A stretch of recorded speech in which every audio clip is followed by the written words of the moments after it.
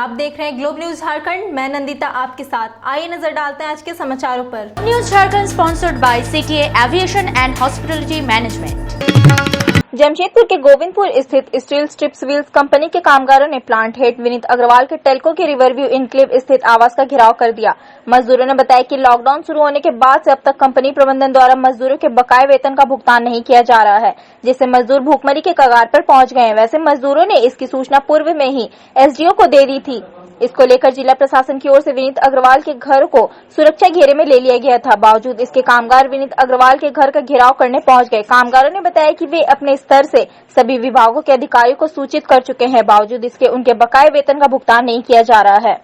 पांडे मजदूर नेता जो इनके स्ट्रिप्स व्हील लिमिटेड के जो प्लांट हेड हैं, उन्हीं के दरवाजे पर जो सूचना मिला था, लिखित मिला है हमको। एसडीओ ऑफिस से चिट्ठी मिली है तो आपको वहाँ रहना है पुलिस के साथ, हम यहाँ हैं ड्यूटी करना है। ला विशेष हमको जानकारी, हमको जो एसडीओ ऑफिस से पत्र मिला, उस पत्र के अनुपालन में यहाँ हम एज मजिस्ट्रेट खड़े जाता है।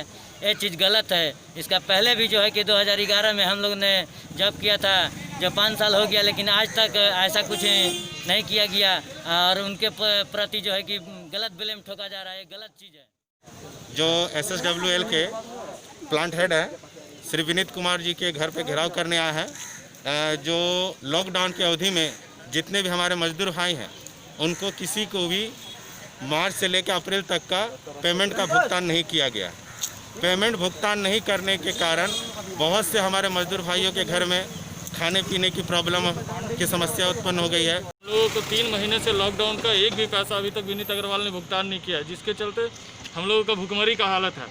उसी के विषय में हम लोग सब जगह ज्ञापन दिए हैं। सारे जो भी हमारे एसपी साहब हुए हैं और भी जो प्रबंधक, हम लोग सब जगह, उप श्रमायुक्त को सब जगह, डीएलसी साहब के पास सब जगह हम लोग लेटर दिए हैं, लेकिन कहीं से हम लोगों का कोई निर्णय नहीं हो रहा है। ठीक है। वैश्विक संकट के इस दौर में झारखंड सरकार की ओर से कोल्हान के सबसे बड़े सरकारी अस्पताल एमजीएम अस्पताल को बड़ी सौगात मिली है, जहां अस्पताल से शवों को लाने ले जाने के लिए 3 मोक्ष वाहन उपलब्ध कराया गया।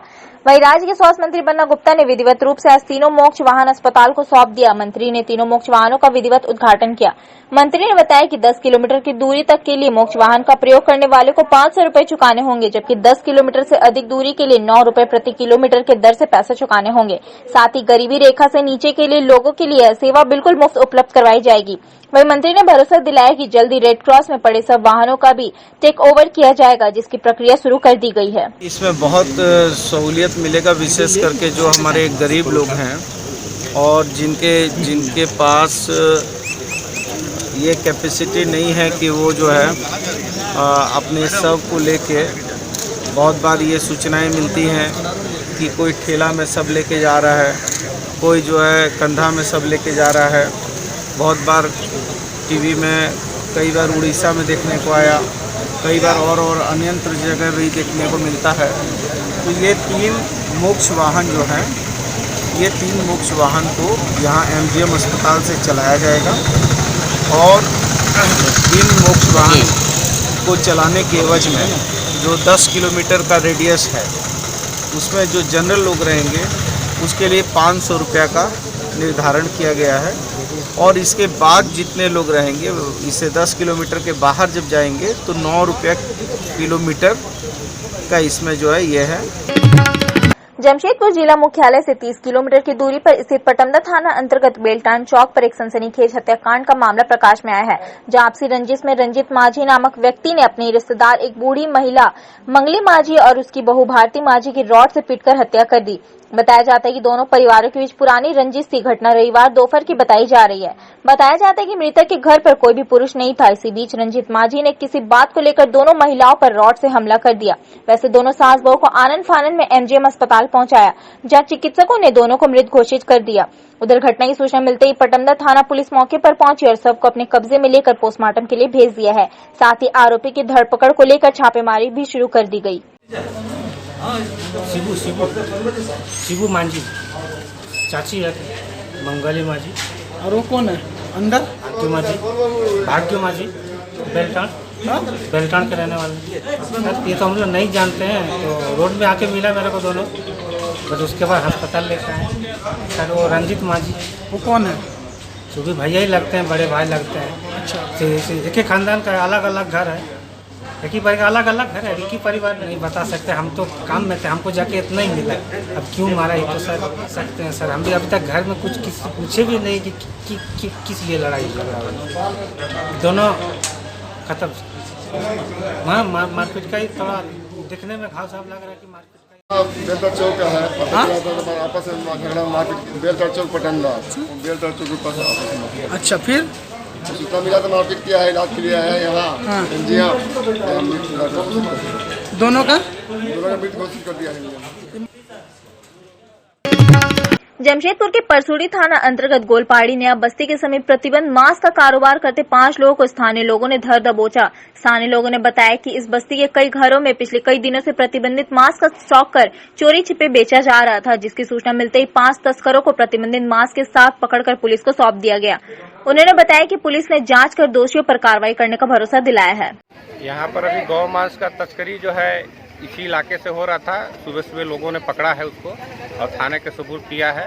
अभी जैसा जांच होता है उस अनुसार जो है कार्रवाई के लिए हम प्रशासन को बाध्य करेंगे। कौन सा जगह है ये गोलपहाड़ी नया बस्ती है। कितने लोग थे वो लोग? वो लोग कम से कम 5 लोग हैं। घरों में ला करके स्टॉक कर रहे थे और यहाँ से सप्लाई हो रहा था। तो प्रशासन जैसा जांच करता है हम लोग दबाव बनाएंगे कि जल्द से जल्द जो है जहाँ जहाँ सप्लाई होता है उन लोगों को भी गिरफ्तार किया जाए, क्योंकि इसके पीछे जो है बड़ा तंत्र है और ये जो है हर जगह ये चल रहा है। ठीक है, तो इसके पीछे में जो आदिवासी बस्ती है उसी में जो है। जमशेदपुर के एमजीएम थाना अंतर्गत डिमना लेक के समीप सड़क दुर्घटना में 2 व्यक्ति बुरी तरह से घायल हो गए। घायलों में से एक व्यक्ति का नाम विवेकानंद दत्ता बताया जा रहा है। उसकी इलाज के दौरान एमजीएम अस्पताल में मौत हो गई, जबकि दूसरे अन्य घायल व्यक्ति को टाटा मुख्य अस्पताल ले जाया गया, जहां उसकी स्थिति चिंताजनक बनी हुई है। बताया जाता है कि दोनों मोटरसाइकिल पर सवार होकर पटमदा के माचा से जमशेदपुर दवा लेने पहुंचे थे। दवा लेकर लौटने के क्रम में यह घटना हुई। वैसे घटना किस गाड़ी से हुई इसकी जानकारी अभी नहीं हो सकी है। वही घटना की सूचना मिलते ही एमजीएम थाना पुलिस मौके पर पहुंची और मामले की तफ्तीश में जुट गई है। एक्सीडेंट ये लोग दवा लेने के लिए आया था, दवा लेके जा रहा था रिटर्न घर। वो घर जाते जाते कोई गाड़ी वाला मारा, तो हम लोग ये भी जस्ट पहुंचे तो हम लोग तो गाड़ी नहीं देखे। हम लोग को सूचित किया गया कि ये एमजीएम उठाया है हॉस्पिटल। बाद में हम लोग को पता चला कि एक आदमी डेथ कर गया। एक आदमी का कितना लोग था? 2 आदमी था, 2 सवार था। कहाँ रहता था? ये माचा का है दोनों। पूर्वी सिंहभूम सरायकेला को जोड़ने वाली सीमावर्ती क्षेत्र हेंसल में भगवान भर से ड्यूटी कर रहे हैं पुलिसकर्मी। न तो पेयजल, बिजली, वहां कुछ भी साधन उपलब्ध नहीं है। इसके बाद भी विपरीत परिस्थितियों में ड्यूटी करने को मजबूर हो रहे हैं पुलिसकर्मी। अंधेरा होते ही कुछ भी नहीं दिखाई देता। इस चेक पोस्ट पर कुछ दिनों पहले रात के समय में बाइक सवार को रोकते हुए एक पुलिसकर्मी घायल हो गए। इसके बाद उनका इलाज चल रहा है। बाइक सवार धक्का देकर भागने में सफल रहा। रात को आंधी तूफान आने पर इन्हें दूसरे के यहाँ जाकर शरण लेना पड़ता है। आप समझ सकते हैं ये क्या हाल है चेक पोस्ट। समझिए कि जब से ड्यूटी लगी है तब से हम लोग ऑन ड्यूटी में प्रेजेंट रहते हैं और अव्यवस्था नाम का तो कुछ है नहीं। एक टेंट है साधारण सा, लाइट बत्ती का कोई व्यवस्था नहीं है। बिजली पानी आंधी आता है उसमें भी हम लोग को जहाँ तहाँ छिप करके जान बचाना पड़ता है। ना लाइट का व्यवस्था है, ना पानी का कोई व्यवस्था नहीं है। इसी प्रकार से हम लोग अपना सेवा देते रहे हैं सरकार को। कितना दिन से ड्यूटी कर रहे हैं आप लोग? लगभग 2 महीना एवं हो गया। लाइट का क्या व्यवस्था है? लाइट का कोई व्यवस्था नहीं। रात में कैसे ड्यूटी कर रहे हैं? रात में अपने स्तर से जितना शक्ति होता है उतना करते हैं। अंधेरा रहता होगा पूरा? बिल्कुल अंधेरा रहता है। प्रयास एक कदम की टीम लगातार लोगों के बीच खाना वितरण कर रहे हैं, लेकिन आज उन लोगों के बीच जरूरतमंदों के कुछ सामान जैसे कि सैनिटरी पैड, मास्क और सैनिटाइजर प्रयास एक कदम द्वारा बांटा गया, जहां रेणु शर्मा, पूजा अग्रवाल, सुष्मिता सरकार, अंशु, रमेश किशोर, गोल्डन, मनोज उज्जैन इत्यादि लोग मौजूद रहे।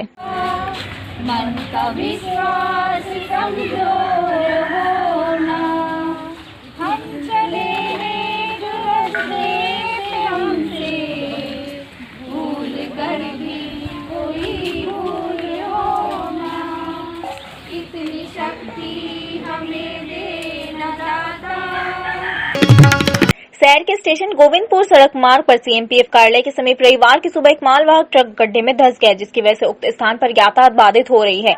वहीं दुकानदारों का कहना है कि स्टेशन से पुलिस लाइन होते हुए गोविंदपुर जाने वाली सड़क मार्ग पर नई सड़क बनी है, परंतु बीते दिनों सड़क निर्माण होने के बाद एक निजी कंपनी द्वारा उक्त मार्ग पर जहां तक केबलिंग करने के उद्देश्य से बड़े बड़े गड्ढे कर दिए गए। काम हो जाने के बाद उन गड्ढों को उसी प्रकार कच्ची मिट्टी भर कर छोड़ दिया गया, जिससे सड़क पर अवस्थित ऐसे कई गड्ढे जानलेवा साबित हो रहे हैं। हादसा गाड़ी का कितने बजे हुई? ये आज सुबह लगभग 6:45 बजे के आसपास।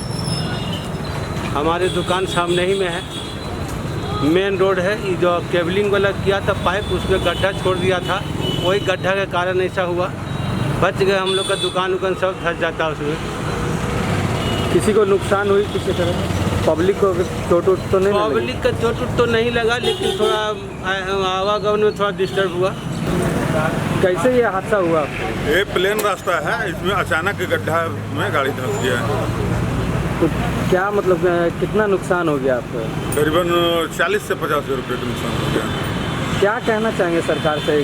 सरकार से कहना चाहेंगे कि जब शहर का रास्ते का ये स्थिति है, जो गड्ढा करके पता नहीं चल रहा है, तो क्या सरकार से क्या मांग करना चाहिए? सरकार से कहेंगे कि कम से कम जो ये लोग गड्ढा रास्ता तो सही कर दें। शहर का जो रास्ता है, मेन रोड का रास्ता है ये।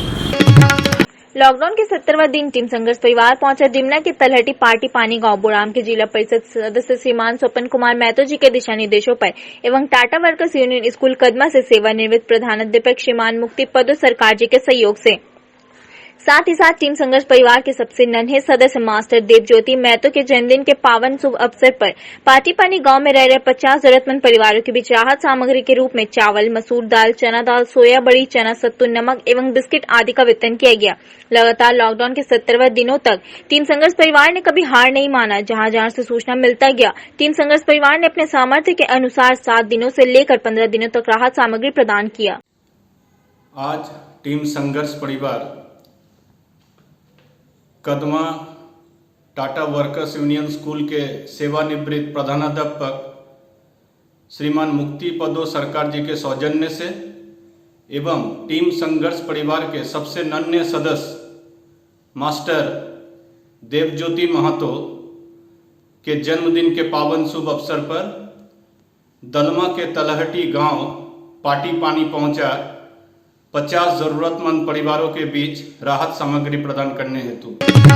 वैश्विक महामारी के बढ़ते खतरे को देख जिला प्रशासन पूरी तरह से रेस हो गई है। शनिवार की देर रात धनबाद जिले में 13 कोरोना पॉजिटिव मरीजों की पुष्टि होने पर जिला प्रशासन ने एसडीएम राज महेश्वरम, डीएसपी मुकेश कुमार के नेतृत्व में हीरापुर, झरनापाड़ा तथा वासेपुर आजाद नगर से संक्रमित मरीज और उसके परिजनों को अस्पताल ले गई, जहां संक्रमितों को कोविड हॉस्पिटल ले जाया गया। वहीं उनके परिजनों को पीएमसीएच के आइसोलेशन वार्ड में ले जाकर सैंपल लेने की प्रक्रिया शुरू की गई।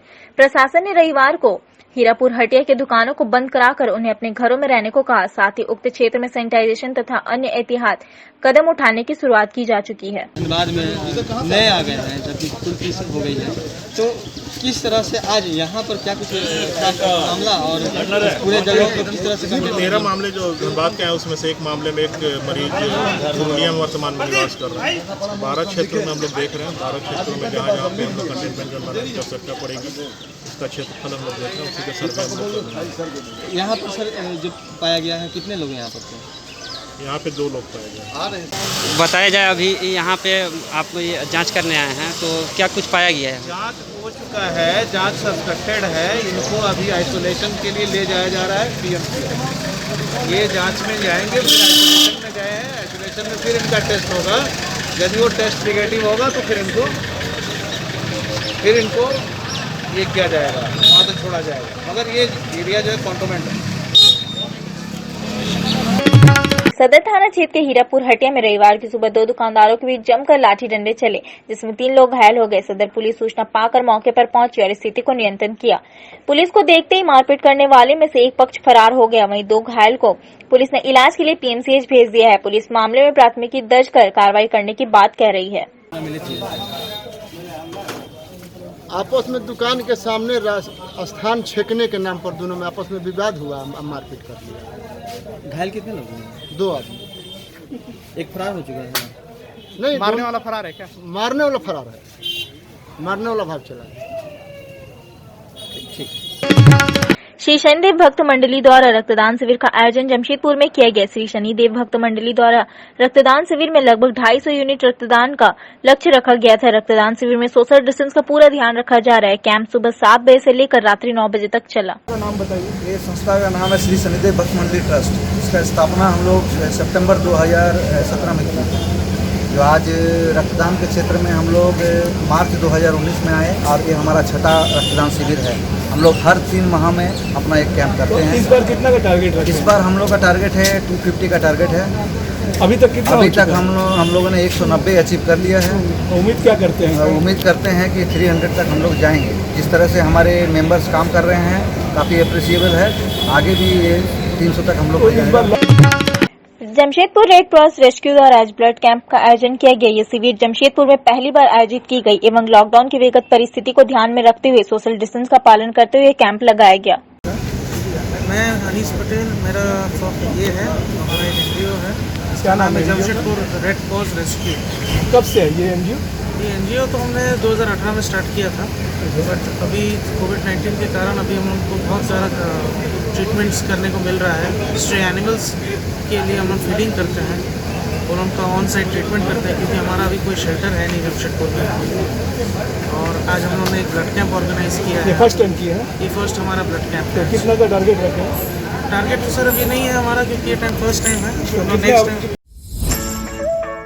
SGIHM Institute of Hotel Management, registered by Government of India। Crash course एवं डिप्लोमा कोर्स, प्रैक्टिकल क्लास की सुविधा एवं 100% जॉब प्लेसमेंट। करें अपने सपने को साकार।